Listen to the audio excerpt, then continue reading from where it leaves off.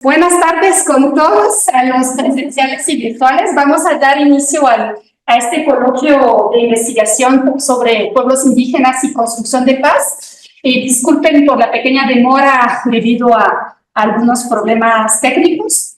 En este coloquio vamos a escuchar los avances de investigación que son oradores de artículos académicos que muy pronto van a estar listos para ser enviados a revistas académicas de dos estudiantes doctorales que están ahora en su tercer año de doctorado. Entonces, que ya han hecho toda la parte de su investigación y que ahora están en la elaboración de su tesis y de productos derivados de su tesis, como los oradores de artículos académicos que nos van a presentar. Entonces, primero va a hablar Silvio. Él nos va a presentar un artículo derivado de uno de los capítulos de su tesis, que se titula Aportes del Pueblo Agua a la Justicia Transicional en el marco del Acuerdo de Paz de 2016 entre el gobierno colombiano y las FARC-EP. Y luego va a hablar Paula y nos va a presentar su trabajo que se llama Rastros de Paz en el Suma Camaña. Ese trabajo también es parte de la investigación doctoral de Paula, quien está haciendo su investigación doctoral sobre diferentes visiones de paz en un programa de Naciones Unidas, que es un programa que se realiza en conjunto con una diversidad de actores, gobierno boliviano, actores de la sociedad civil, mujeres, jóvenes de diferentes perfiles, y nos va a presentar como este aspecto, ¿no? Pequeño de su investigación doctoral, que tiene que ver con los rastros de paz en ese principio del Suma Camaña, que es propio de Bolivia y de la cosmología, cosmovisión indígena de allá. Y bueno, después de que presenten cada uno, yo les voy a pedir que traten de hacer su presentación en más o menos unos 20 minutos cada uno, para que justamente luego tengamos un amplio espacio para que ustedes puedan hacerle preguntas. La idea es que vamos a pasar directamente de Silvio a Paula y luego vamos a hacer las preguntas para los dos, ¿sí? Y vamos a dar la oportunidad tanto a las personas que están en virtual como están en presencial para hacerles cualquier consulta. Entonces vamos a empezar contigo, Silvio. Yo voy a monitorear un poco el tiempo por cualquier cosa, te hago señales cuando veo que estás como cerca del tiempo. Entonces, adelante, Silvio. Bueno, muchas gracias. Buenas tardes a todos. Como explicó la doctora Gil, en el marco del trabajo de mi tesis titulado Aportes del Pueblo Agua a la construcción de paz en el marco del Acuerdo de Paz del 2016 entre el gobierno colombiano y las FARC-EP, estoy trabajando en varios capítulos y uno de estos es la justicia transicional. Bueno, quiero hacer un poquito de contexto. Aquí el pueblo Agua es un pueblo internacional ubicado principalmente en los departamentos de Nariño, Cauca y Putumayo en Colombia, y en Cachi, Imbabura y Sucumbíos en Ecuador. Una población de aproximadamente 60.000 habitantes, un territorio de aproximadamente 5.000 kilómetros cuadrados, su mayor parte ubicada obviamente en el piedemonte costero, en la zona del Pacífico. El pueblo Agua tiene una organización internacional. Esta no es una organización de derecho, sino que es una organización más bien de hecho, pero tiene 4 organizaciones de derecho. 3 en Colombia, una en la Amazonía, que es la Asociación de Cabildos Indígenas del Pueblo Agua del Putumayo, 2 en el departamento de Nariño, que es la Unidad Indígena del Pueblo Agua, y el Cabildo Mayor Agua de Ricaurte. Y en el Ecuador está la Federación de Centros Agua del Ecuador, que es una organización que representa a las 4 provincias. A partir del 2000, el pueblo Agua empieza a sufrir las afectaciones del conflicto armado, eh, caracterizada principalmente por asesinatos colectivos, masacres, desplazamientos, hostigamiento, entre otras. Y esto también viene acompañado de la proliferación de cultivos de coca y hace de que este conflicto en una zona de frontera se convierta o tenga unas características particulares, principalmente por la ausencia del Estado, tanto del lado del Ecuador como del lado de Colombia. Entonces, hace de que los grupos armados tengan, digamos, un espacio idóneo para el desarrollo de actividades ilícitas, pero también la presencia del Estado no fue la más adecuada y por lo tanto el pueblo Aguada se vio en el centro de un conflicto que dejó varios efectos. En el 2009, la Corte Constitucional de Colombia llegó a la conclusión de que dentro de los 32 pueblos indígenas que se encontraban en peligro de extinción, uno de ellos era el pueblo Aguada. En el 2011, la Comisión Interamericana de Derechos Humanos emitió medidas cautelares para el pueblo Agua. En el 2023, aparte de algunas alertas tempranas nacionales, también se concertó una alerta temprana binacional por la situación constante en la que vive el pueblo Agua.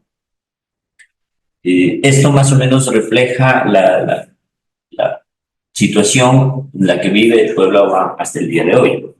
El Acuerdo de Paz del 2016 establece, entre otros ejes de trabajo, el sistema integral de verdad, justicia, reparación y no repetición. También el Acuerdo de Paz establece en el punto 6.2 el capítulo étnico que tiene como finalidad darle un enfoque diferenciado para abordar la problemática en la que se han visto inmersos todos los pueblos indígenas en Colombia.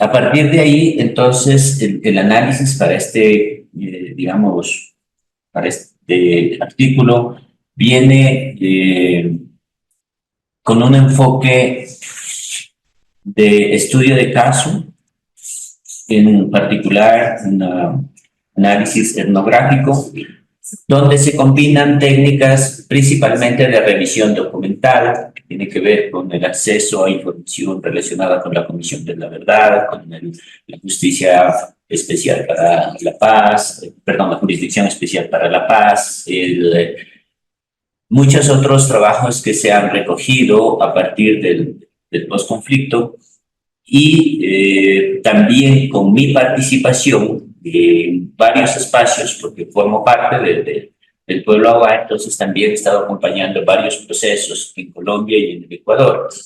Entonces, a raíz de esto, pues se ha recogido alguna información que en este momento estoy tratando de organizar en este borrador de artículo. Este análisis se centra, digamos, en un marco general de estudios críticos de paz y conflicto. Luego está también, digamos, orientado desde el enfoque de estudios coloniales, ¿no? El cual plantea de que solamente hay que abordar situaciones con respecto a pueblos indígenas, que es no solamente mirar los aportes teóricos desde el norte, sino incorporar algunos elementos que permitan visibilizar procesos que se desarrollan desde los pueblos indígenas. En este marco de la justicia transformativa, perdón, de la justicia transicional, hay varias críticas indicando de que lo tradicional es plantearse la justicia transicional desde un carácter punitivo, desde un carácter de de ubicar, digamos, solamente las libertades individuales, también desde un enfoque digamos,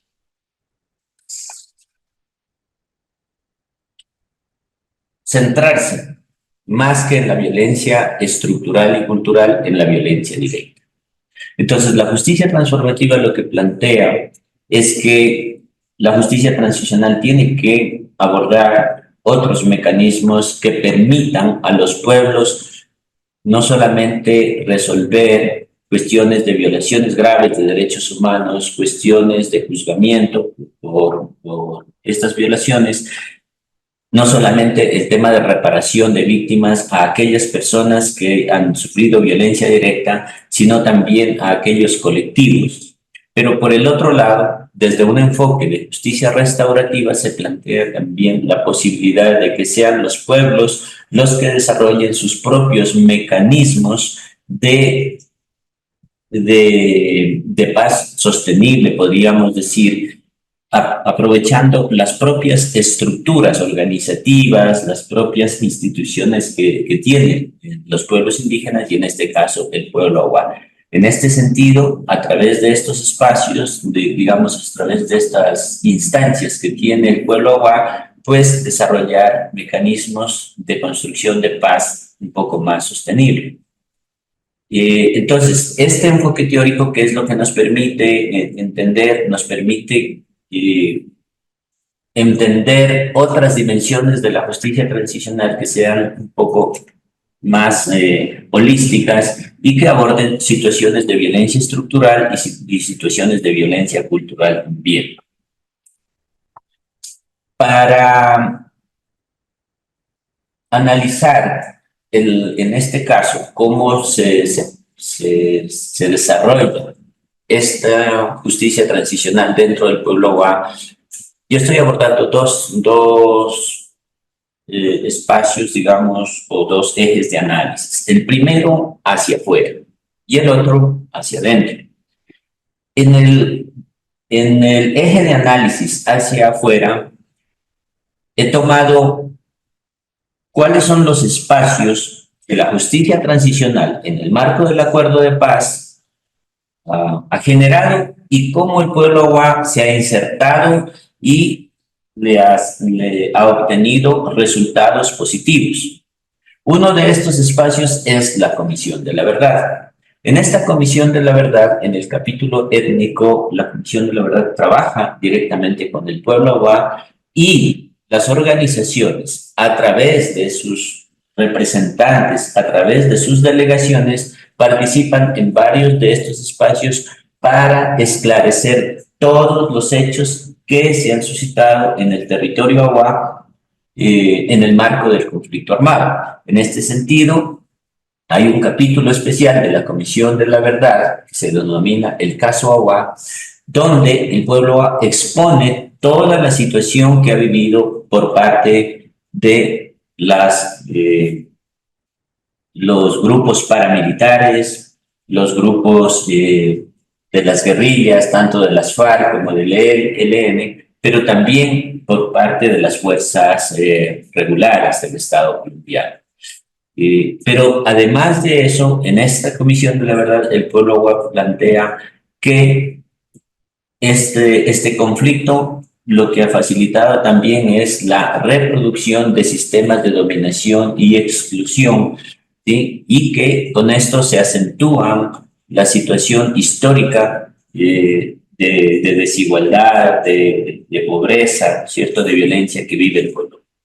Otro de esos programas que tiene la justicia transicional es el tema de la reparación. Dentro de la reparación, el pueblo Aguá ha propuesto un plan integral para la reparación colectiva del pueblo Aguá, es decir, planteando no solamente propuestas de reparación económica o material, sino también ampliando el escenario como un pueblo, digamos, que tiene unos vínculos socioculturales, territoriales y ambientales en esta zona. En la parte práctica, a partir de los programas de restitución de tierras, el pueblo Aguá logra insertarse y logra la restitución de 44,000 hectáreas de tierra. Lo pongo como ejemplo ahí, pero más allá de eso, el aspecto importante es que este proceso de restitución va aunado a un proceso de reivindicación de derechos sociopolíticos y socioeconómicos históricos. También, en la Jurisdicción Especial para la Paz, el pueblo Aguá, en el macro caso 02, así se denomina este macro caso dentro de los 9 casos de la Jurisdicción Especial para la Paz, el territorio Aguá se propone como representante del territorio Aguá y ha logrado, en este caso, que el territorio Aguá sea acreditado como víctima del conflicto armado. Y finalmente, también, hasta ahora, he encontrado que el pueblo Aguá también ha planteado la unidad de búsqueda de personas dadas por desaparecidas, donde también ha logrado encontrar algunas personas que por 14 años estuvieron desaparecidas. Cierro diciendo de que el pueblo Aguá lo que ha hecho es apropiarse de este enfoque diferenciado que ofrece el marco general del acuerdo de paz y que ha logrado materializarlo utilizando las herramientas que propone la justicia transicional. Pero además de ello, el pueblo Aguá ha venido trabajando desde su propia organización, desde sus propias fortalezas, desde su propia experiencia en otros espacios dentro de su propio territorio, en varias líneas, entre ellas la armonización del territorio, es decir, el trabajo para resolver conflictos territoriales y ambientales, evitando que actores armados también se apropien de espacios de su propio territorio. Ha desarrollado espacios de sanación a través del uso de la medicina tradicional. Esta es una práctica que a partir de todos los conflictos, digamos, de todas las experiencias que ha vivido, dolorosas, la medicina tradicional ha sido como un mecanismo de sanación para mitigar los efectos del conflicto. También ha trabajado en desarrollar espacios propios de memoria y reflexión a través de asambleas que tienen varios niveles, a nivel de resguardo, a nivel de veredas, a nivel de organizaciones macro, y también a través de las mingas humanitarias y de pensamiento, pedagógicas que les llaman, en las que se han desarrollado, digamos, en compañía de la Guardia, pues intervenciones dentro del territorio para recuperar, digamos, personas que han sido masacradas, ¿no es cierto?, para trabajar en la búsqueda de personas dadas desaparecidas, entre otras cosas. Y también en ejercicios de armonización y reconciliación colectiva. El pueblo Aguá los pueblos indígenas tienen la facultad de ejercer jurisdicción especial en la administración de justicia. En este sentido, los pueblos indígenas, las organizaciones de la UNIPA y Camagüey han desarrollado mecanismos para desarrollar sus propios mecanismos de armonización y reconciliación colectiva en casos de que miembros del pueblo Aguá hayan estado involucrados en actividades vinculadas al conflicto armado. Esto, por supuesto, no descarta la posibilidad de que el pueblo Aguá desarrolle también mecanismos interjurisdiccionales. ¿Qué quiere decir esto? Que en los casos en los que el pueblo Aguá ha considerado necesario, varios de estos conflictos han sido trasladados a la justicia ordinaria, es decir, para que el Estado colombiano asuma dentro de sus competencias procesos de juzgamiento que, a juicio y en uso de su autonomía, autogobierno y autodeterminación, no le corresponde resolver al pueblo.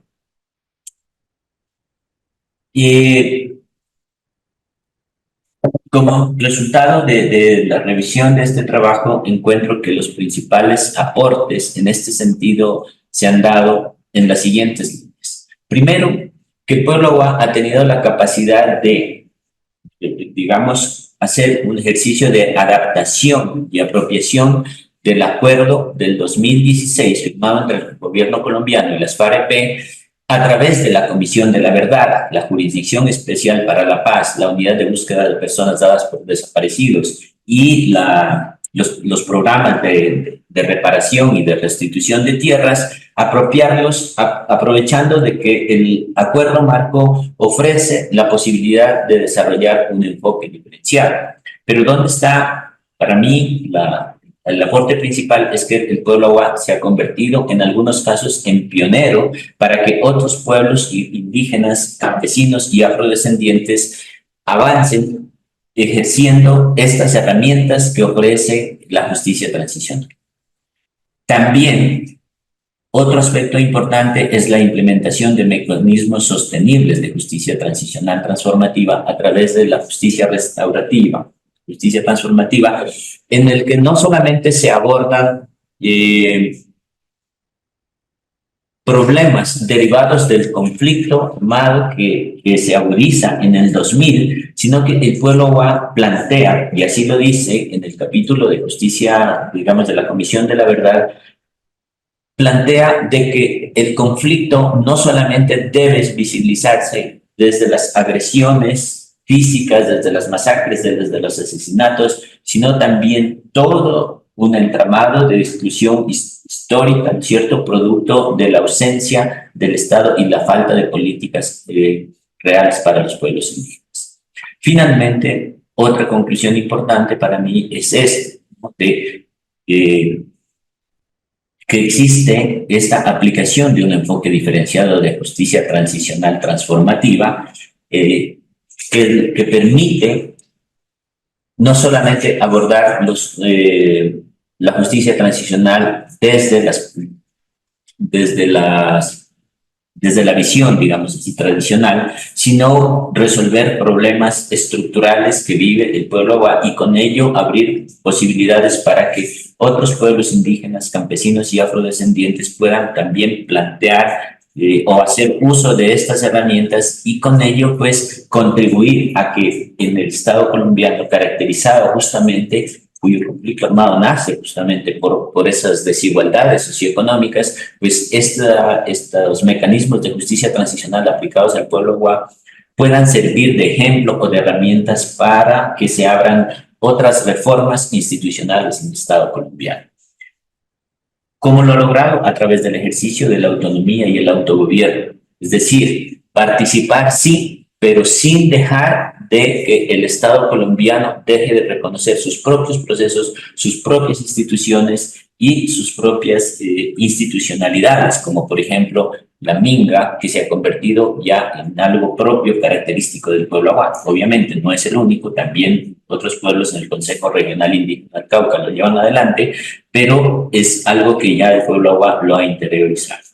Y también en ese sentido, ¿cómo lo ha logrado? También a través de desarrollar mecanismos propios de justicia restaurativa, es decir, no solamente ver la justicia como una situación de gana y pierde, sino una situación de ganar a largo plazo y entre todos. Eso es lo que quería presentar. Bueno, muchísimas gracias, Silvio. Una presentación muy clara, así que bueno, muchísimas gracias por eso y además perfectamente en los tiempos, no hay que decirte nada, estabas 20 minutos exactas. Bueno, entonces ahora vamos a escucharle a Paula, que también tiene una presentación muy interesante. Y lo mismo, Paula, tienes 20 minutos. Si tú no necesitas que yo te lo señale, no hay problema, si no, al cabo de 20 minutos ya terminas. Muchas gracias. Buenas tardes a todos y todas. Esta presentación tiene como base la idea de los rastros de paz en el Sumacamaña. Efectivamente es una parte de mi investigación doctoral y por lo mismo también recaba información no únicamente de fuentes secundarias, sino también de las entrevistas que se han hecho a diferentes actores en la iniciativa de construcción de paz que todavía se lleva a cabo en Bolivia. En ese sentido, primero entender que el objetivo del artículo es primero presentar la diversidad de los entendimientos de paz que puede haber dentro de esta lógica del Sumacamaña. Y desde ahí, de hecho, no se busca imponer conceptos, ni variables, ni categorías, sino por el contrario, lo que se busca es aprovechar de las mismas corrientes que existen en Bolivia, como por ejemplo la teología andina y también el indianismo, y de igual manera tomar como base algunos de los conceptos que están insertos también en el Summa Camaña, como equidad, complementariedad, reciprocidad y armonía. Cada una de estas es entendida de diferente manera en función de las corrientes desde las cuales son encontradas. Sobre esta base, entonces, se parte de la idea general de la paz. No se puede tomar únicamente como una idea opuesta a la guerra o que simplemente sea como un ideal. Más allá de esto, sobre todo si es que vamos como a estas lógicas más dominantes de cómo se entiende la paz, encontramos, por ejemplo, la visión de la paz liberal, que se refuerza sobre todo desde la posguerra, pero que también está llena de críticas. Algunas de esas críticas tienen los temas de una lógica jerárquica, la misión civilizatoria, la poca inclusión de los actores locales, sobre todo, entre otros. Frente a eso también encontramos otro tipo de modelos teóricos, como por ejemplo los que vienen desde los estudios críticos de paz. Ahí están, por ejemplo, el modelo de la paz híbrida, que lo que busca es entender las interacciones entre la paz liberal y entendimientos como de la paz comunitaria. Precisamente ese es el modelo teórico con el que se basa esta presentación. Desde ahí, entonces, primero, hacer una revisión del Summa Camaña. El Summa Camaña puede tener muchísimas interpretaciones. Una de ellas puede ser como una filosofía andina, que si bien es cierto, nace del sur global y todavía puede ser limitado en cuanto a su estudio, de todas maneras tiene también algunas semejanzas, similitudes, como el Summa Causal en Ecuador, como Tepocar en Guaraní, etc. Pero esa lógica de espiritualidad y filosofía andina también hay que entenderla que ya no es pura y que de hecho, por excepción, según algunos autores que mencionan, ya no somos una América pura y originaria. ¿Por qué? Porque también hemos pasado por diferentes procesos de hibridación, de incidencia, de influencia de diferentes actores, contextos, etc. En ese sentido, el Summa Camaña tiene como centro dejar de lado las lógicas antropocéntricas por lógicas más relacionales, de hecho, que tienen una visión cosmocéntrica. Esa es solo una visión, pero también hay los de modelo de desarrollo, también tenemos la visión inclusive crítica hacia el Summa Camaña, como por ejemplo esta idea de el Summa Camaña puede ser más bien como una interpretación o una plataforma política desde la cual se instauró el MAS como movimiento al socialismo en Bolivia desde Evo Morales, y que no era realmente o no tenía en sus inicios esta visión tan amplia, sino por el contrario, tenía más bien un uso coloquial e inclusive familiar. Entonces, a partir de todas esas visiones, algo que sí es común en ellas son algunos de los conceptos, como armonía, equidad, reciprocidad y complementariedad. Frente a eso, entonces, ¿qué es lo que pasa con la paz, con las visiones de paz desde, empezamos con la teología andina? Si es que hablamos de teología, no solo estamos hablando de la religión, sino también de las interacciones, del sincretismo que se encuentra precisamente entre lo andino y lo occidental. Lo mismo que pasa en cuanto a la paz híbrida. también tiene ese tipo de interacciones de lo local con aquello que viene desde lo occidental, en este caso de la paz liberal. ¿Cómo se ven los conceptos dentro del Summa Camaña? En la teología andina, por ejemplo, podríamos decir inicialmente que está vinculada hacia la paz positiva. ¿Por qué? Porque busca primero la interculturalidad, la aceptación y el respeto al otro. De hecho, se habla de lógicas inclusivas, como aquellas que están presentes en la complementariedad. Y precisamente en esa lógica se busca la paz, la justicia, la reconciliación y esa sintonía hacia la otredad. Otro concepto del Summa Camaña, también presente desde la teología andina, es la armonía. En la armonía se busca este equilibrio. ¿Entre quién? Entre la comunidad de tierra y, por supuesto, la misma persona, lo material y lo inmaterial. Este equilibrio, a su vez, es entendido como la armonía depende de todos.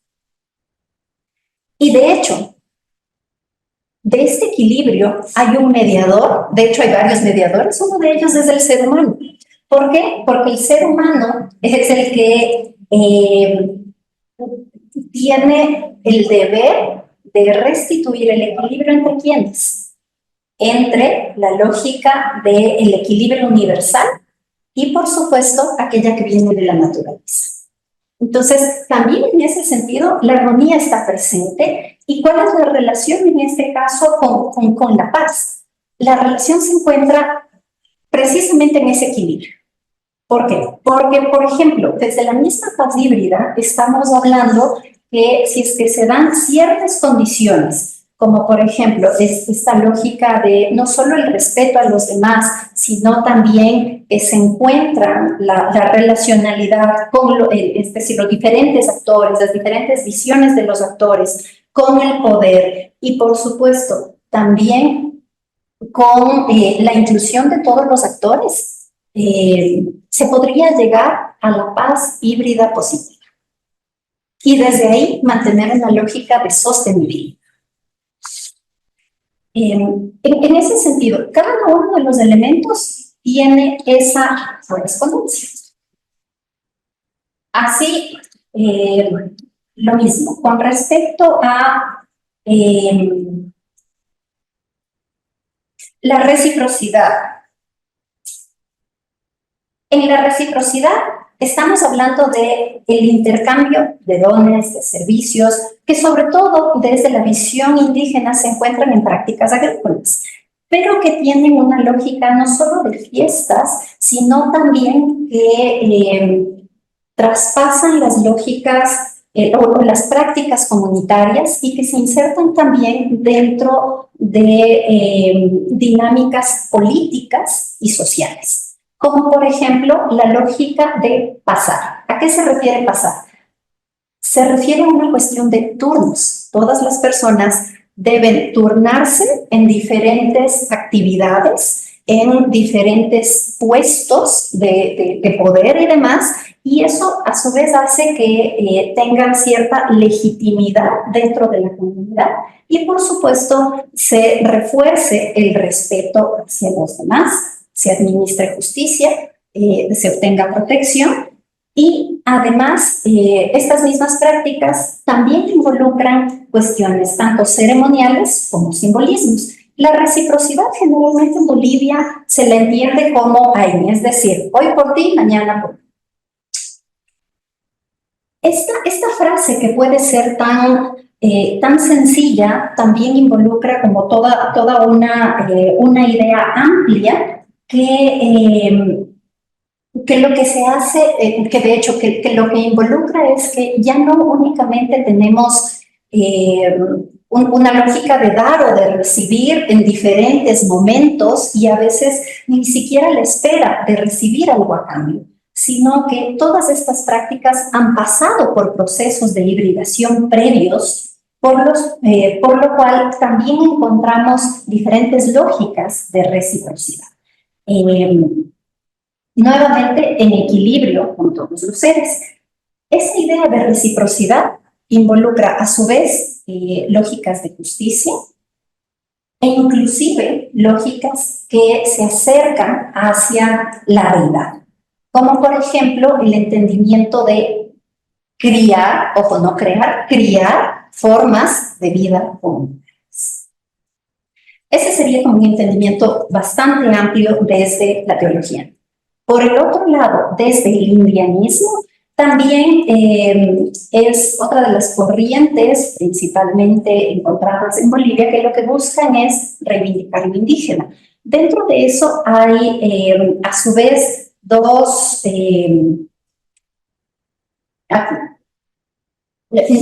divisiones. Una que son los indígenas moderados y también los indianistas, extremistas. Dentro de los indianistas extremistas sobresale, por ejemplo, un autor que es bastante conocido como Fausto Reinaga. Esta persona, Fausto. Reinaga, ¿sí? Reinaga lo que dice es que los conceptos de armonía y reciprocidad tienen una visión más particular, mucho más específica. ¿Por qué? Porque la armonía se encuentra presente, sí, pero dentro de las lógicas comunitarias y dentro de las lógicas indígenas. Cuando sale de eso, ya no necesariamente es armonía. De hecho, lo que busca con este individualismo extremo es idealizar los valores y las prácticas indígenas en contraposición con aquellas que vienen de Occidente. Y precisamente lo que busca es no solo forzar su regreso, sino posicionarlas por sobre las prácticas occidentales. Un ejemplo, tal vez el más grande, es muy semejante a lo que ya fue mencionado por Silvio, la minga. ¿Por qué? Porque con la minga tenemos el equilibrio político. ¿Por qué? Por la rotación.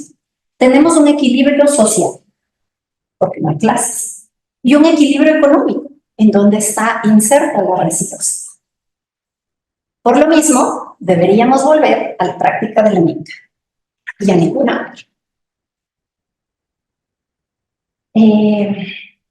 Con respecto no solo a la reciprocidad, sino también a la armonía, Reinaga también tiene una forma particular de entendimiento. ¿Por qué? Porque lo que busca es, en última instancia, con el indianismo, liberar a la naturaleza indígena de lo occidental. Y para ello, ¿qué es lo que hace? Armonizar lo material con lo espiritual, para crear, y leo esta parte, un hombre nuevo, libre de capitalismo, socialismo y comunismo, y con ello trascender la idea de dos Bolivias. ¿Cuáles son las dos Bolivias? Una mestiza europeizada y una indígena. Y de hecho, esas dos Bolivias se encuentran presentes todo el tiempo. Uno de los ejemplos más evidentes se encuentra en los símbolos nacionales, porque tenemos por una parte bandera, escudo e himno nacional bolivianos, y por otra parte están huipala, cruz y espada inca y el pututo. Entonces, siempre tenemos esa dualidad. En ese sentido, primero,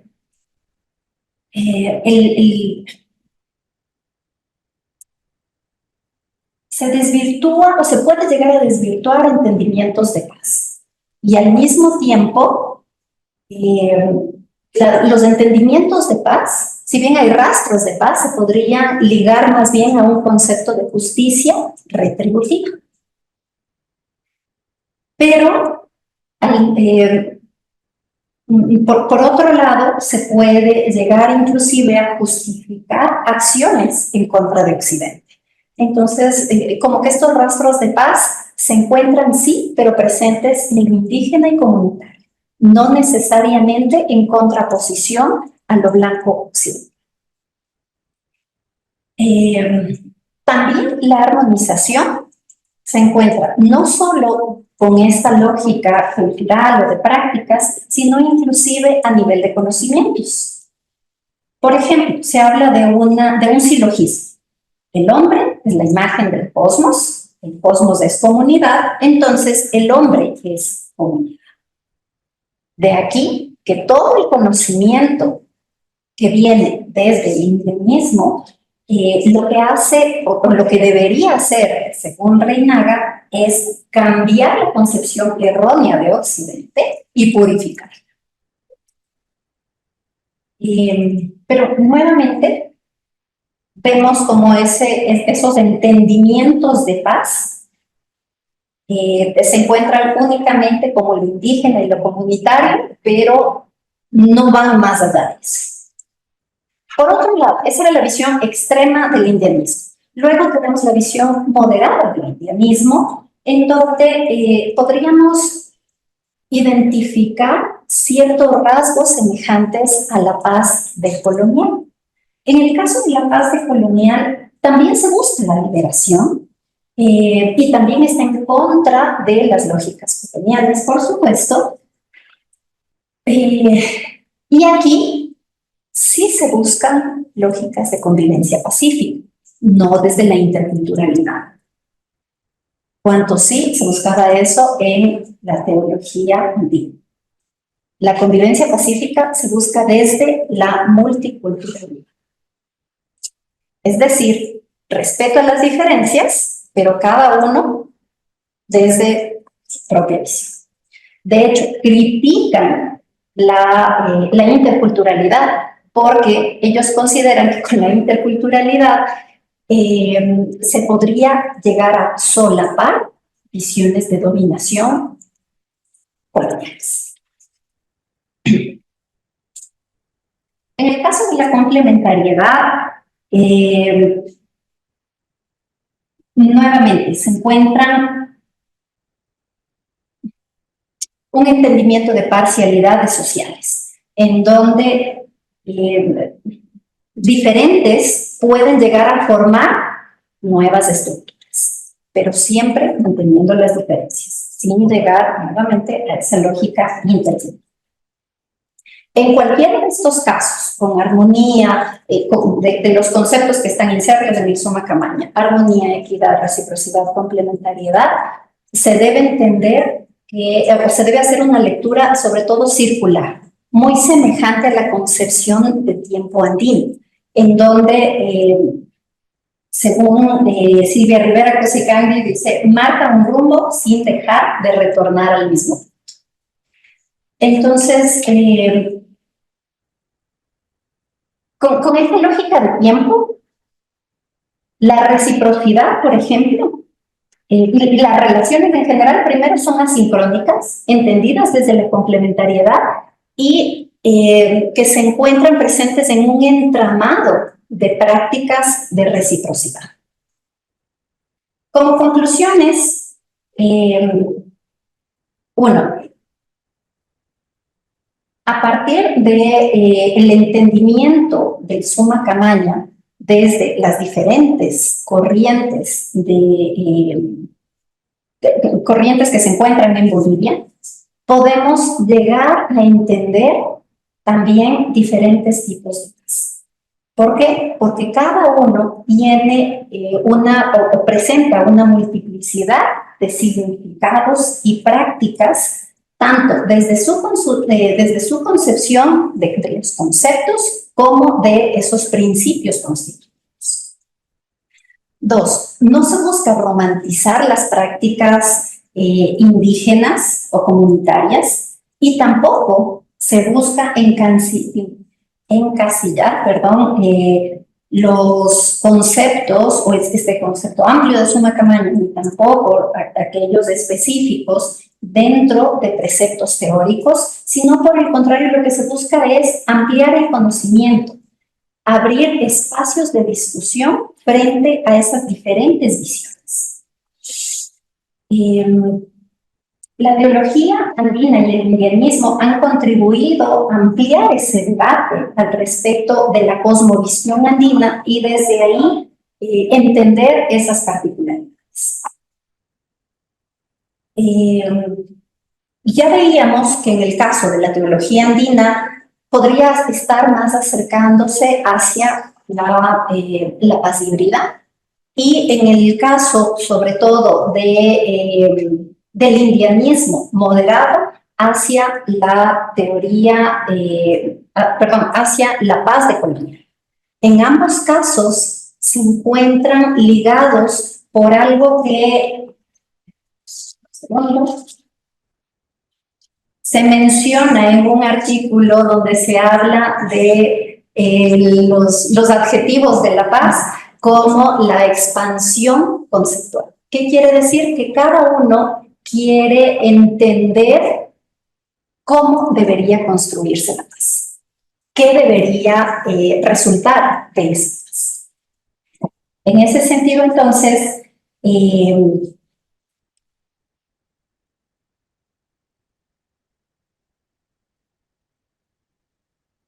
uno de los aportes, como ya dije, era sobre todo abrir estos espacios de discusión, entender que hay nuevas visiones de paz, más allá de lo puramente occidental o lo puramente andino, y que desde un enfoque crítico, con una forma propia de ver desde Bolivia, sus luchas, sus conflictos, sus resistencias, sus contradicciones, se puede encontrar rastros de paz en un paradigma que pueda tener la capacidad suficiente para tender puentes con el otro, para construir paz, e inclusive, según las entrevistas, que pueda llegar a constituir per se una lógica de cultura de paz.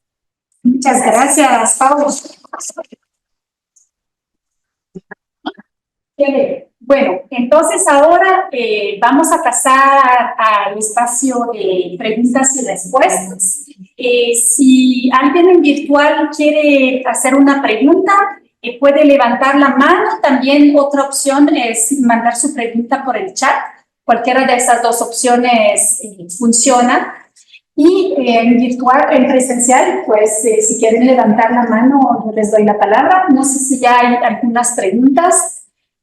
Bueno, mientras se animen para hacer preguntas, yo quiero felicitar a ambos porque sus presentaciones han sido como muy interesantes. Aunque yo les he escuchado antes, siempre es interesante escucharles nuevamente y uno se fija en nuevos matices. Y me parece, por ejemplo, en tu caso, Paula, que es la tercera vez que yo te escucho, por ejemplo, me parece que cada vez está más claro.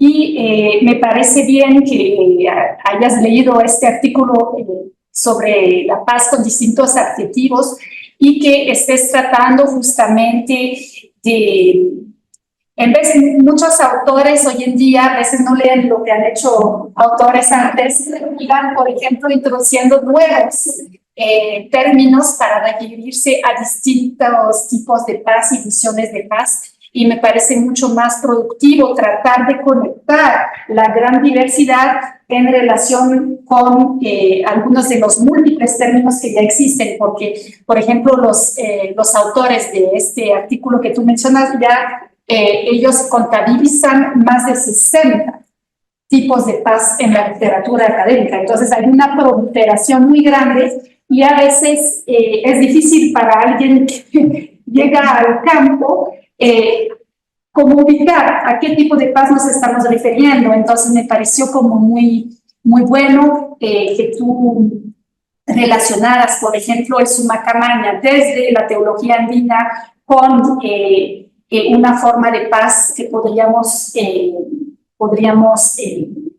categorizar como pasividad, el indianismo moderado como una forma de paz que podríamos categorizar como paz decolonial, que son términos que sí están bastante teorizados y bastante usados por los autores. Yo creo que lo más complicado es la visión desde el indianismo. Yo no usaría la palabra extremista porque me parece que puede tener un tipo peyorativo, tal vez radical.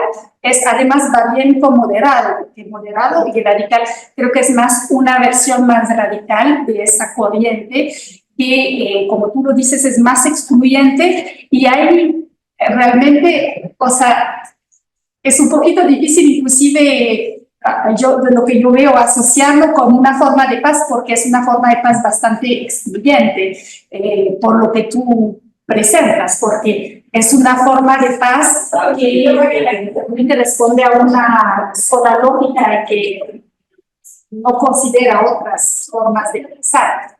Claro, como tú dices, esto es como un extremo del espectro, ¿no? Seguramente me imagino, no sé, que no hay como tantas, tal vez, personas que se habitan. Tal vez podemos cerrar porque de esta visión y habrá más personas que entiendan una visión más moderada, ¿no?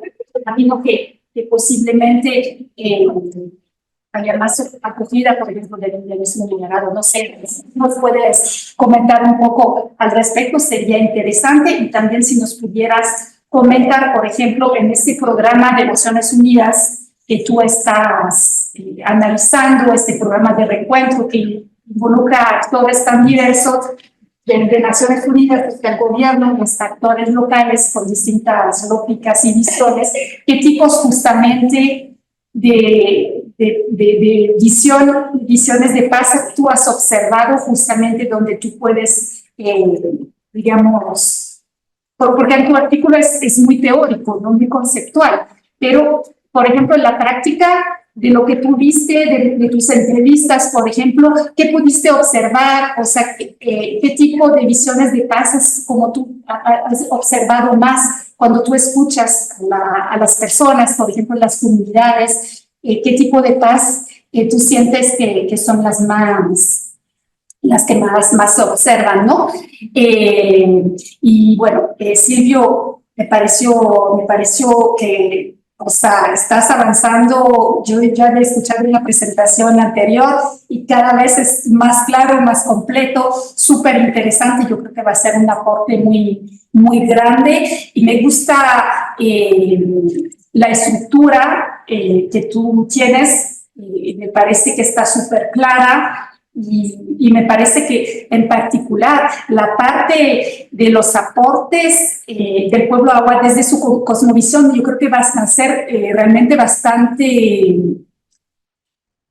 originales, porque yo creo que lo otro es importante también, por supuesto, los aportes del pueblo agua y poder entender que el pueblo agua también trabaja con, por ejemplo, esas instituciones creadas por el Acuerdo de Paz, pero yo creo que lo que es muy interesante también es la parte propia, ¿no? Es la parte propia del pueblo agua, por ejemplo, cómo concibe también la reconciliación, la sanación desde su propia cosmovisión y sus propias prácticas tradicionales. Entonces, esa combinación entre los dos me parece que definitivamente es interesante poder verlo, porque en la literatura académica no se encuentra mucho sobre justamente esas prácticas propias y cómo se complementan con las prácticas más institucionales. Entonces yo creo que va a ser un aporte muy grande tu trabajo, Silvio, y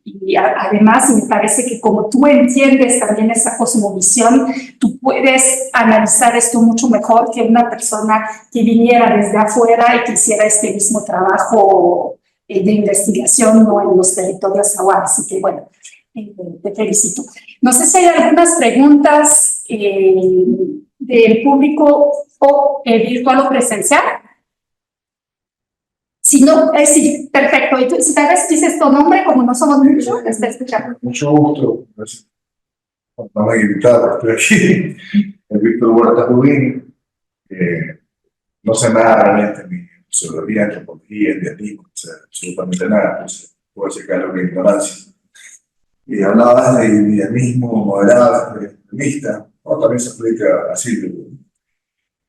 Lo que estamos viendo como ciudadanía, como ecuatorianos, independientemente de que sean para la costa, la sierra, los clientes, lo que sea, cholos, blancos, indios, negros, estamos exagerados, realmente más que nada en la costa, ¿no? A nivel de violencia.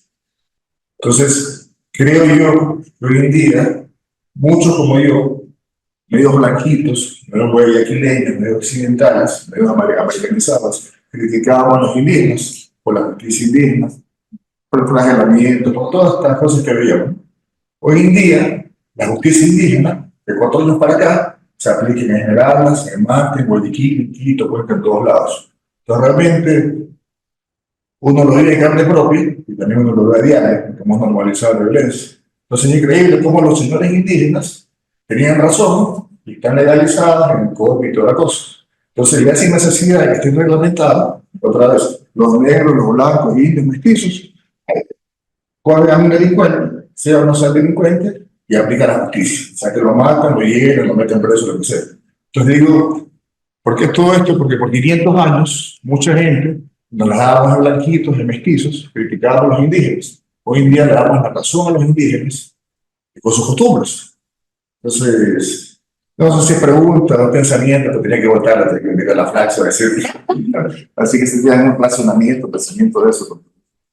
Muchas gracias por tu comentario. Igual ustedes pueden como responder a este comentario. Kevin.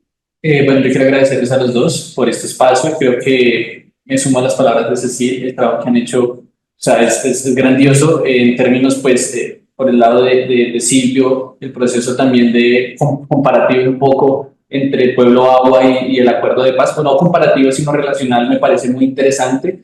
Y me parece también interesante que hayas hecho como este proceso de acercamiento hacia los mecanismos del acuerdo de paz y cómo el pueblo ha participado en estos mecanismos del acuerdo de paz, que creo que son muy importantes y más en una coyuntura de conflicto armado en la que nos encontramos, de posacuerdos, le podría decir, pero donde el conflicto no ha disminuido.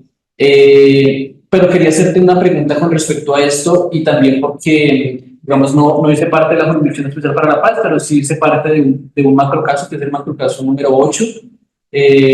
Y en ese sentido, pues han existido diferentes opiniones acerca de los vacíos o las deficiencias que tiene la Jurisdicción Especial para la Paz, ¿sí? En los diferentes macrocasos que ha abierto y que sigue llevando a cabo, y la burocracia un poco que han existido también con respecto a esa Jurisdicción Especial para la Paz. En ese sentido, quería hacerte una pregunta. Has rescatado un poco los acercamientos o la participación que ha tenido el pueblo agua en la Jurisdicción Especial para la Paz, pero ¿consideras que de pronto hay vacíos o deficiencias en términos de participación que haya la justicia transicional del acuerdo de paz? Esa es una pregunta. Y la otra pregunta, con respecto también a la coyuntura de conflicto armado colombiano, ¿cuáles podrían ser los mecanismos que permiten seguir resistiendo territorialmente por parte del pueblo agua, digamos, que a estas nuevas dinámicas del conflicto que enfrenta el pueblo colombiano? Esas dos preguntas, y a Paula también quería agradecerle mucho. No tenía conocimiento ni siquiera de este término de suma camaña. Me parece muy interesante. Estaba un poco, mientras nos presentabas, buscando qué significaba, y quería preguntar, digamos que no se podría, además porque siento que es un artículo muy teórico, demasiado teórico, y no está mal, al contrario, está muy bien.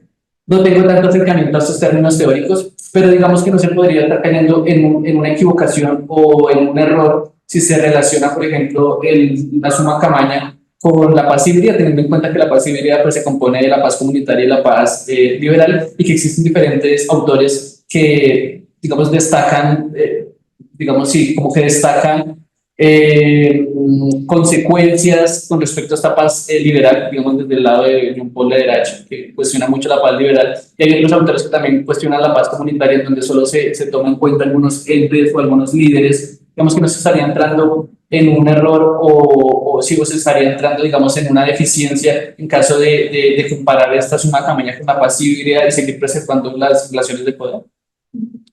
Me parece muy interesante lo que tú planteas y creo que Paola de cierta forma un poco lo mencionó en algún momento cuando decía que al final todo es paz híbrida. Lo que decía inclusive en las formas más puras comunitarias, decía ha habido interacción, entonces, pero de todas formas creo que es muy bueno lo que te dice Kevin, porque al final, claro, sobre todo creo que este comentario va con el tema desde la teología andina, entonces es una paz decolonial, pero también tiene algo de paz híbrida porque no es totalmente pura. Creo que por ahí va también la pregunta, ¿no? Me parece que son excelentes preguntas y comentarios. No sé si alguien en virtual tiene una pregunta más, porque ya son bastante, creo que vamos a responder esas preguntas primero.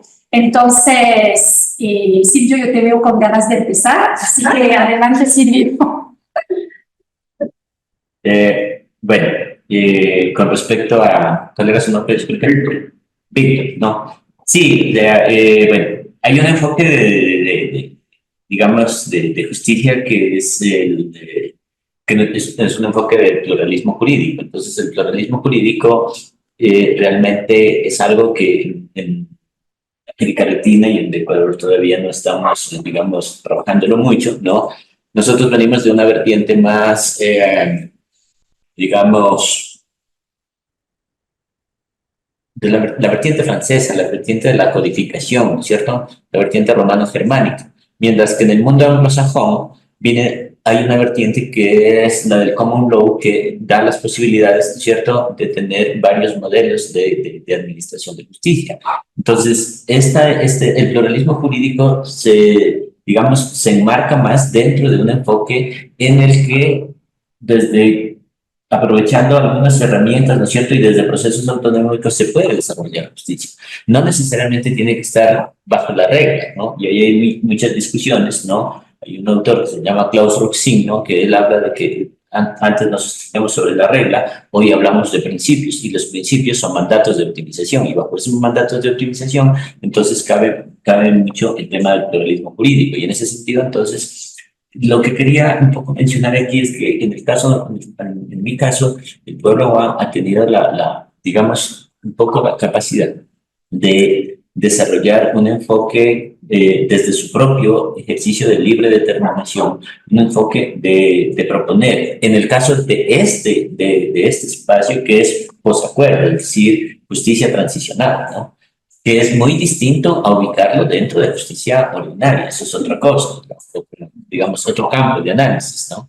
A mí lo que, o sea, y ahí estoy dejando un poco de tarea justamente, cómo es que el pueblo está teniendo la capacidad de articular instrumentos de derecho internacional cada vez más vigentes. Por ejemplo, Convenio 169 de la OIT, Declaración de las Naciones Unidas para Pueblos Indígenas y mucha jurisprudencia de la Corte Interamericana de Derechos Humanos, ¿no es cierto? ¿Cómo es que el pueblo está teniendo la capacidad de articular esto con justicia transicional? Pero eso es motivo de otro análisis un poco más amplio y más profundo en el marco más estrictamente, yo diría, jurídico, ¿no?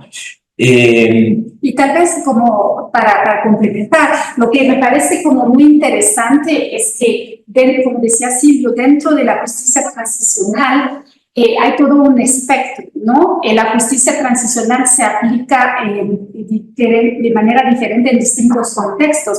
Y lo que me parece como uno de los mayores aportes de Pueblo Agua es como hacer que esta justicia transicional vaya más hacia esta justicia transformativa, que hoy en día en la literatura sobre justicia transicional, muchos autores dicen que la justicia transicional tiene que ir más hacia un enfoque transformativo, porque justamente solamente de los hechos violentos inmediatos, sin abordar sus raíces más estructurales. Entonces, lo que decía Silvio, por ejemplo, desde el Pueblo Agua no se concibe que las violaciones cometidas en el marco del conflicto armado no se concibe solamente como el producto de este conflicto armado, sino tienen raíces estructurales más profundas, por ejemplo, derivadas del colonialismo. Entonces, es muy interesante, digamos, este aporte del Pueblo Agua que dentro de la justicia transicional tiene como ese enfoque más transformativo, no sé cómo decir en español, pero yo creo que eso es algo muy interesante. Y por eso es diferente también la justicia transicional. No sé si todo el mundo tiene claridad que es la justicia transicional de la justicia ordinaria, porque la justicia ordinaria, como decía Silvio, está más enmarcada en normas más, digamos, no sé cómo sería la palabra, pero hay menos margen posiblemente de enfoques de esta naturaleza que se asocian más a la justicia restaurativa. Como tú decías, privilegia más bien el bien de todo el mundo, ¿no? Las relaciones entre las personas. Entonces, bueno, sigue Silvia. Sí, entonces, sí, justamente esto, ¿no? El tema de la justicia transformativa lo que plantea, por ejemplo, es un enfoque de género con visión transformativa. ¿Cómo vemos desde el conflicto? ¿Cómo vemos, cómo analizamos, ¿no es cierto?, las víctimas? Los contamos por unidades, ¿no es cierto? Mientras que no vemos estas desigualdades, ¿no es cierto? Por un lado, desigualdades de género, sí, pero también desigualdades históricas, ¿no es cierto? Por ejemplo, dificultad de acceso a la educación, ¿no es cierto? Dificultad de acceso a servicios de salud, oportunidades económicas, ¿no es cierto? Entonces, por ahí plantea la justicia transformativa que hay que abordarlo desde ese punto. Un enfoque de derechos humanos basado en el desarrollo económico. ¿Cuál es el objetivo fundamental de la justicia transicional? Es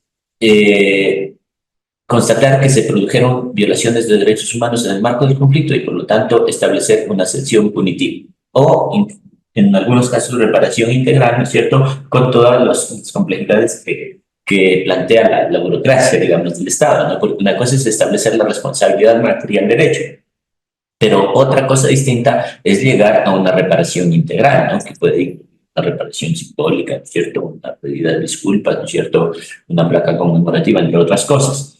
Otro punto que plantea la justicia transformativa es el tema de la relación actor-agencia, ¿no? Es decir, no solamente centrado en los actores, sino también dar la oportunidad a los agentes. En este caso, la posibilidad de hacer una participación amplia es importante. La posibilidad de que haya más empoderamiento de los actores locales, ¿no es cierto?, para que se apropien de sus mecanismos de justicia transicional. Quería pasar a la pregunta de Marco, donde decía, de Kevin, de Kevin, del caso 008 y de los espacios digamos, de los vacíos de participación. Por supuesto que ahí hay algunas interrogantes, y una de ellas es la capacidad de las víctimas para poder participar en un proceso demasiado largo, ¿no? Sí, porque imagínate, solamente en uno de esos casos, ¿no es cierto?, la justicia, digamos, la Jurisdicción Especial para la Paz escucha testimonios de días, no solamente de horas, sino de días, ¿cierto?, de todo lo que sucede en el marco del conflicto. Entonces, la capacidad de actores locales como el Pueblo Aguá, en Colombia, las tres organizaciones a las que me estoy refiriendo, hay una que es más fuerte, que es la UNIPA, ¿no? Pero las otras, Camagüey y Acipap, no tienen la misma capacidad, no tienen recursos, ¿cierto?, para participar, no están en la misma, digamos, las distancias cuentan mucho, las distancias, la cuestión económica, ¿cierto?, la posibilidad de pagar abogados, ¿sí? La UNIPA, por ejemplo, en el caso Macro 002, delegó la representación a la ONIC, entonces, para que pueda actuar en Bogotá. Entonces ahí hay unos retos sumamente fuertes, porque no todos los colectivos van a tener la capacidad de participar en todos estos espacios, ¿no? Y además toda la cuestión de que hay que seguir unos procesos que son bien largos. Entonces, por ejemplo, lo que se ha logrado hasta ahora es que el pueblo ha logrado que el territorio sea acreditado como víctima.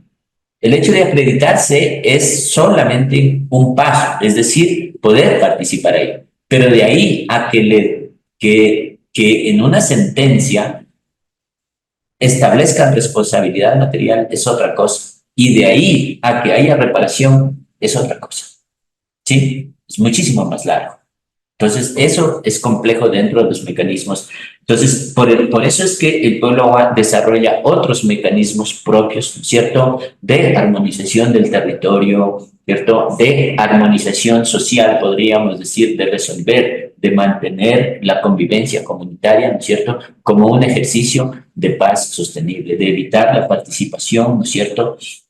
Uno de las últimas víctimas del conflicto armado del 2023, creo que fue en junio más o menos, ¿no?, cuando Orlando Moriano Hernández decía, ¿no?, o sea, convóquennos para la paz, no para la guerra, ¿cierto? Convóquennos para resolver, o sea, para vivir en armonía, ¿cierto? No nos convoquen para formar parte de uno de los actores armados. Y lo otro es qué mecanismos permiten resistir territorialmente al pueblo guapo. Yo creo que en Colombia el conflicto ha obligado a los pueblos indígenas a reflexionar y a pensar mucho. Si hacemos una analogía, las experiencias que vivió Chile, las experiencias que vivió Argentina, ¿no es cierto?, con los conflictos tan fuertes, desarrollaron muchos mecanismos de justicia, ¿no es cierto?, para, digamos, establecer responsabilidad penal sobre los perpetradores de esas violaciones de derechos humanos. Es lo que más se desarrollaron. Los pueblos indígenas en Colombia principalmente aprendieron de que no debían estar de uno de los actores armados, ¿cierto? Porque eso le daba legitimidad al Estado para poder incursionar o desarrollar operaciones militares dentro de sus territorios. Por eso el territorio lo han convertido en un instrumento, digamos, podría ser un instrumento, pero en un elemento fundamental de la vida, ¿sí? Entonces, la posibilidad de ejercer autoridad territorial. Eso combinado con otros mecanismos que garantizan, digamos, esta autoridad, ¿cierto? Convenio 169, declaraciones de las Naciones Unidas y la Americana y mucha jurisprudencia. Entonces, el territorio como un espacio de paz, ¿no? Como un espacio de convivencia armónica, si se puede decir, para no utilizar términos de paz absoluta, ¿no? Pero al menos de convivencia, ¿cierto? Y en ello poder hacer ejercicio de autoridad y autogobierno. Entonces, bienvenidos todos los programas, ¿cierto?, del Estado, bienvenidos todos esos mecanismos del acuerdo de paz, pero nosotros lo apropiamos y lo aplicamos dentro de nuestro territorio. Eso yo creo que es fundamental. Y es visible el nivel de claridad o de reflexión dentro de las 4 organizaciones. Yo estoy del lado de acá del Ecuador, digamos.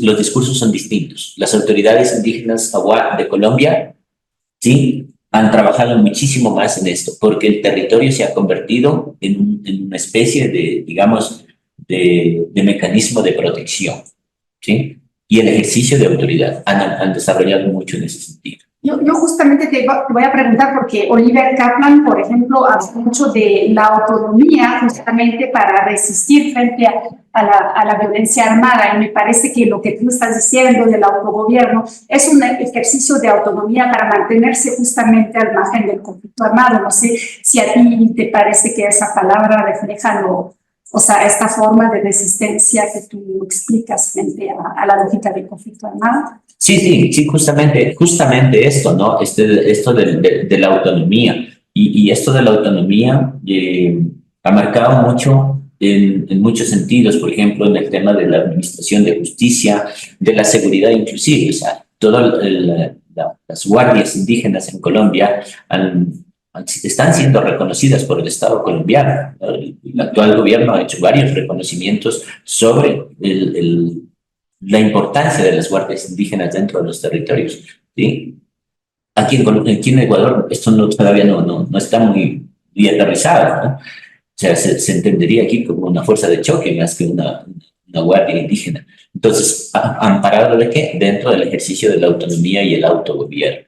Entonces, digamos, la autonomía, la libre determinación y el autogobierno son aspectos importantes que se han convertido en herramientas fundamentales para la administración territorial. Todos los recursos del Estado, la UNIPA, por ejemplo, recibe recursos del Estado de educación, son transferidos a la UNIPA. Recursos de salud son transferidos a la UNIPA y la UNIPA son los ejecutores de esos recursos. Aparte de que en Colombia, obviamente, los resguardos indígenas son entidades territoriales que ejecutan presupuestos. Eso no existe aquí en el Ecuador, ¿no? Y eso les da, también eso les permite un poco mayor de resistencia y mayor autonomía, digamos que es como complementario, ¿no?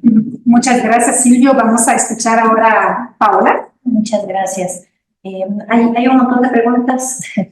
Una de esas era ¿cuál era la visión más común, si teología andina o indianismo dentro del Suma Camaña y sobre todo en Bolivia tal cual? De hecho, las dos son comunes, obviamente dentro de la visión moderada del indianismo y la teología andina. Las dos son comunes y son debates muy cotidianos dentro de la academia. De hecho, generalmente se hacen coloquios, presentaciones y demás, precisamente para plantear cuáles son algunas de las diferencias y semejanzas que se pueden entender entre los dos. Entonces, es algo que se vive en el día a día y se sigue todavía hibridando. Eso, entonces, no hay una respuesta, digamos, concreta, sino que es precisamente como una construcción continua al respecto de ese tipo de conocimiento. Luego ya, digamos, como una visión más práctica en cuanto al programa de construcción de paz que yo estoy estudiando, se ven diferentes tipos de paz. A mi modo de ver, en mucho tienen que ver no solo con los actores que están involucrados, por ejemplo, desde el gobierno es clarísimo que hay una institucionalización de la lógica del vivir bien, que sería como el significado de Summa Camaña. Por eso era como la contraparte de Summa Causa Iecti. Entonces, si eso ya está institucionalizado en el gobierno, es como una política de gobierno. Y desde ahí, entonces, sus lógicas, su toma de decisiones también están permeados por esa visión. Sin embargo, también desde ahí se encuentran estas otras cuestiones desde los otros actores. Ejemplo, en los mismos actores locales, en muchos casos son ellos mismos los que hablan de Summa Camaña y no solo el gobierno. ¿Por qué? Porque ya ha permeado también en su día a día, también corresponde a su forma, a su lenguaje, a parte de su identidad. En algunos casos es así y de hecho en varios casos de actores locales han llegado a decirme que para ellos Summa Camaña y paz es lo mismo. No hay diferencia en cuanto a la traducción ni a su entendimiento. Entonces, sí, hay diferentes formas. Y claro, por otro lado, algo que también llama la atención es que mi percepción inicial es que, por ejemplo, la cooperación iba a tener como esa visión mucho más liberal de cooperación. Pero en la práctica, no solo que no es factible, sino que Naciones Unidas tiene la lógica de no puede hacer nada si es que no es dentro de la política y dentro de la lógica del gobierno. Por lo mismo, tiene que adaptarse.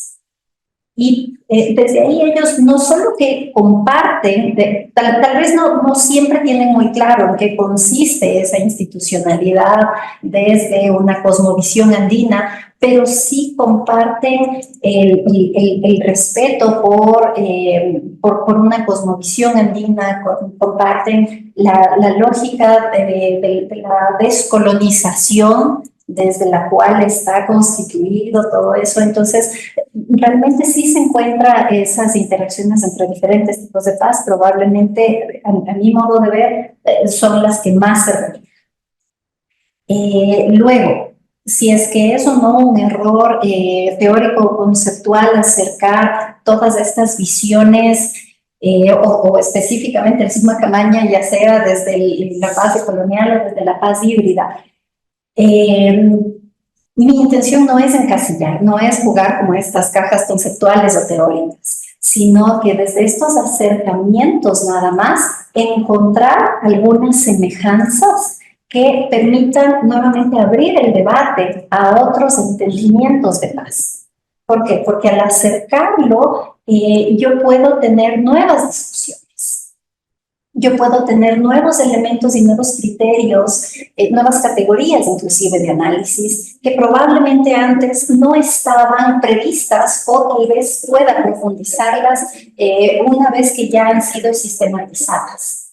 Esa es un poco mi intención, más no encasillar, porque efectivamente eso estaría no solo en contra de mi metodología, sino tal cual dentro de la visión de estudios críticos de paz. No, y creo que este es un aporte definitivamente de ayudarnos a pensar que inclusive dentro de un concepto como el Summa Camaña, o sea, hay diferentes visiones de paz. Yo creo que esto es muy provechoso.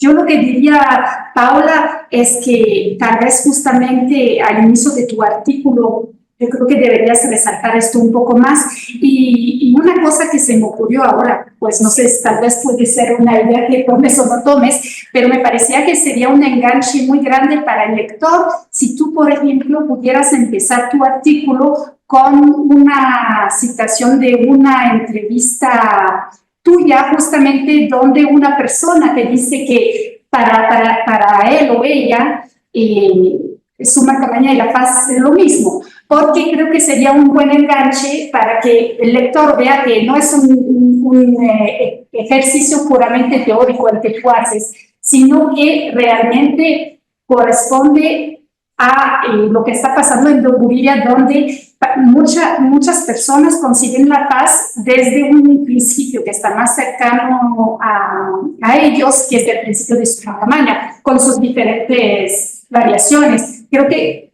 colocándolo así, o sea, el lector inmediatamente podría darse cuenta digamos, de la relevancia de este debate y ver que no es únicamente una cosa teórica, sino que también tiene una relevancia y nos ayuda realmente a darnos cuenta que hay que tomar en cuenta toda esa diversidad de visiones de paz, ¿sí? Y inclusive desde visiones muy diferentes a las que uno puede tener. Creo que eso es muy valioso.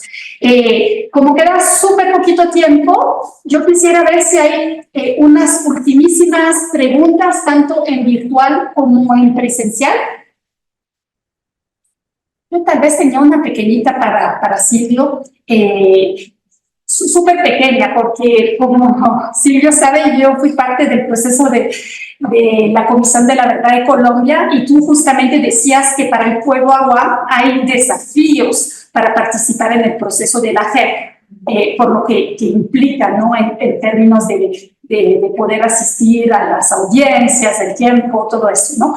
Pero yo siento que el Pueblo Agua ha sido súper participativo en el proceso de la Comisión de la Verdad. Yo personalmente conocí a varios líderes AUAC y estaban siempre participando, hicieron muchos aportes. Tú mismo dices en el informe final, hay elementos que son claramente aportes del Pueblo AUAC. Entonces, si tú tal vez viste que justamente en la Comisión de la Verdad fue un poquito más fácil esta participación, si pudieras como brevemente compararla con respecto a la JEP, porque la JEP quizás, al ser un mecanismo judicial, aunque está con enfoque restaurativo, tiene como esos desafíos que tú planteas, ¿no?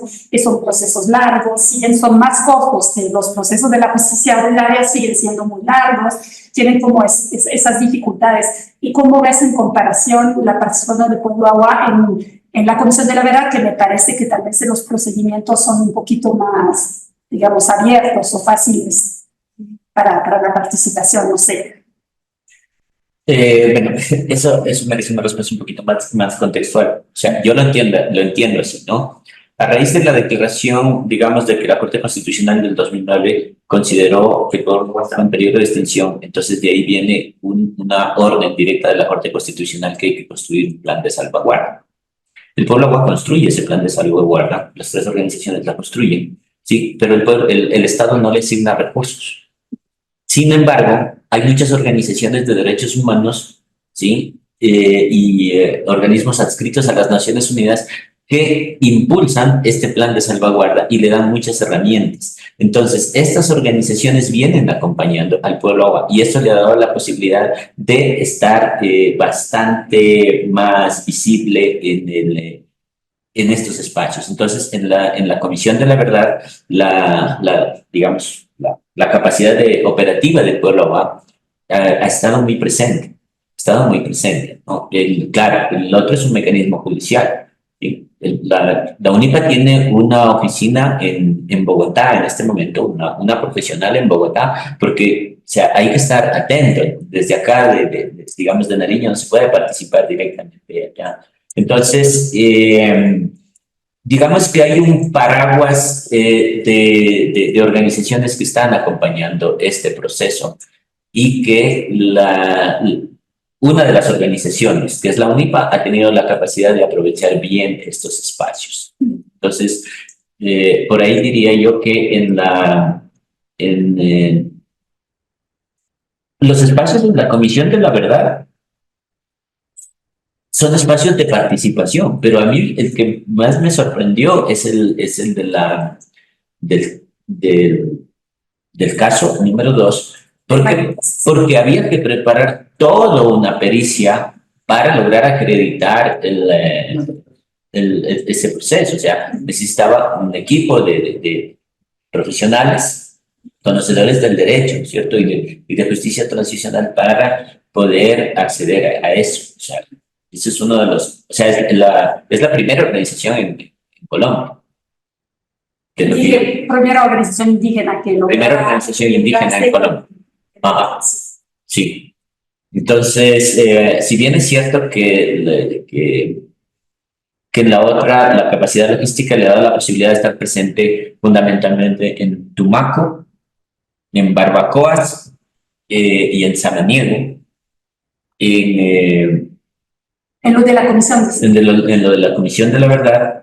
Lo otro merece un trabajo mucho más fuerte de estructuración o sea, para acreditarse como digamos, para representar al territorio colectivo, ¿sí? Para acreditarse como representante y de ahí a lograr lo otro.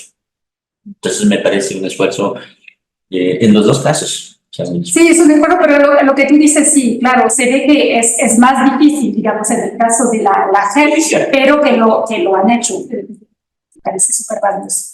Bueno, me parece que con esa nota súper positiva vamos a dar cierre a este coloquio, pues agradecer muchísimo tanto a Silvio como a Paula por sus aportes. Creo que son trabajos muy valiosos que vamos a esperar que estén publicados pronto para poder leerles. Creo que son aportes realmente a la literatura de los estudios de paz y conflictos, porque realmente trabajos como los que tiene cada uno tienen mucha originalidad y realmente vale la pena que están publicados para aportar a los debates, porque no hay mucho sobre esos temas, así que realmente solamente por esa razón yo creo que deberían tener mucho público, muchos lectores. Bueno, muchísimas gracias, creo que les podemos dar un fuerte aplauso a los